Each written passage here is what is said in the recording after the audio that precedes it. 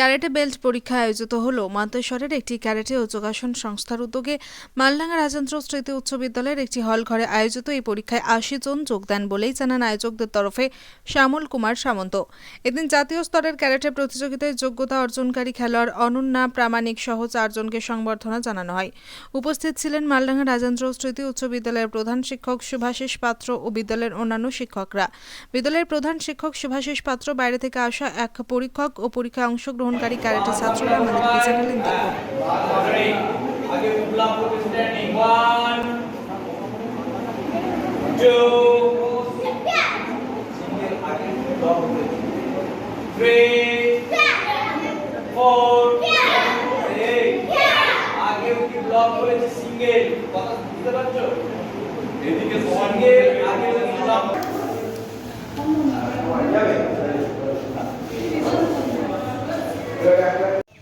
আজ মালডাঙ্গা হাই স্কুলে এসেছি। কি প্রোগ্রামে এসেছো? আজ ক্যারাটের এক্সাম ছিল। তুমি অংশগ্রহণ করেছিলে? হ্যাঁ। কিসে অংশগ্রহণ করেছিলে? এক্সাম ছিল। হ্যাঁ, কিসের ওপর?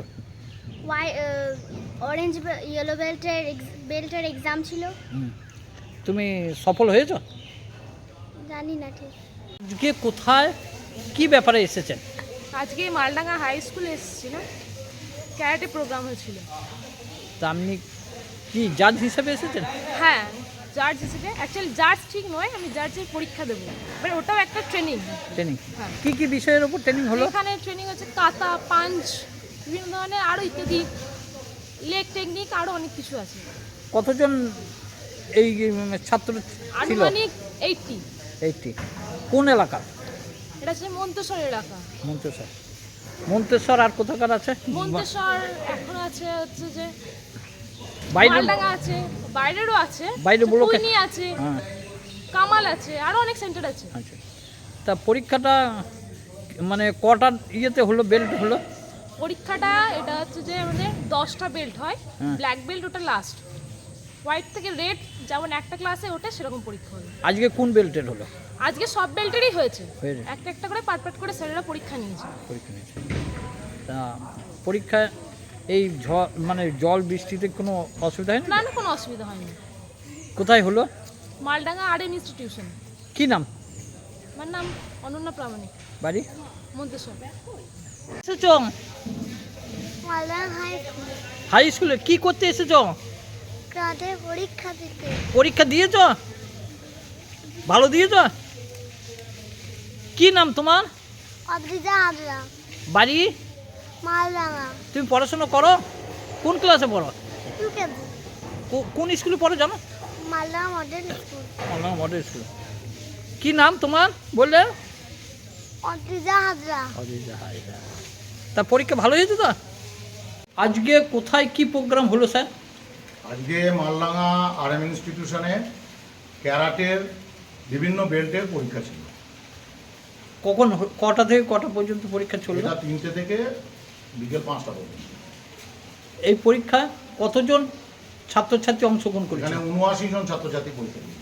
মন্তেশ্বর ব্লক না মন্তেশ্বর মন্তেশ্বর ব্লক ছাড়াও ভাতার ব্লক থেকেও এসেছিল, হ্যাঁ কাটোয়া ব্লক থেকেও এসেছিল। এটা কত নম্বরে হলো? না, এটা নম্বর ক্যারাটের পরীক্ষা তো ওইভাবে করা হয় না, প্র্যাকটিক্যাল পরীক্ষা। এখানে বিভিন্ন বেল্টের আপগ্রেডেশন হয়, অর্থাৎ সাদা বেল্ট থেকে রেড বেল্ট, তারপরে অরেঞ্জ বেল্ট, ইয়েলো বেল্ট, এরকম। মানে বয়সের কোনো নির্ধারণ ছিল না, এখানে বয়সের কোনো নির্ধারণ নেই। সব বয়সেরই ছেলে? হ্যাঁ, যারা প্রথম শিখছে তারা হোয়াইট বেল্ট, হ্যাঁ, তারপর হোয়াইট বেল্ট পাস করলে তারপরের বেল্ট।